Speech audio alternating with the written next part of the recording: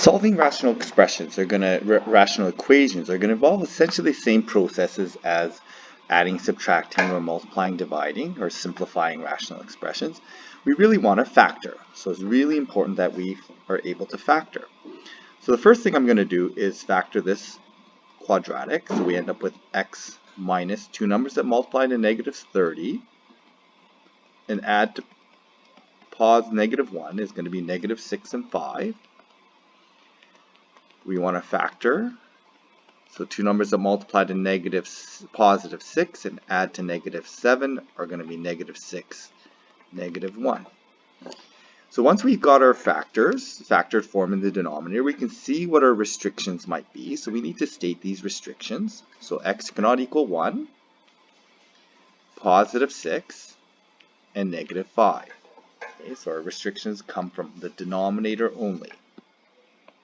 So these are essentially the same steps as what we did in previous problems, okay, with adding, subtracting, multiplying, dividing. What we want to do is, if we can, we should simplify fractions before we do the equation solving part of this. So I have a common factor of x minus 1, and we can simplify that. And by doing so, we make our denominator for our lowest common denominator a little bit smaller terms, which makes the problem easier to solve. So here then, I have my equation. I have 1 over x minus 6. Okay, maybe I'll actually show that extra step here.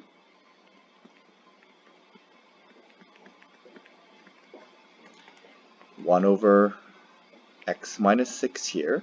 I want to get rid of the divide.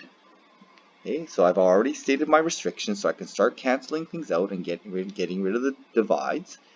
So I'm going to get rid of the divide by x minus 6 and divide by x plus 5. That's going to cancel everything over here. So I'm just going to be left with 2x. On this side of the equation, the x minus 6 is canceled. So I'm left with x plus 5.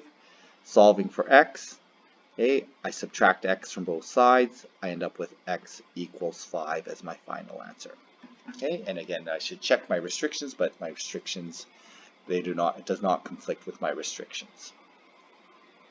Now, if you had left that x minus 1, again, you would be okay because you just end up with a quadratic.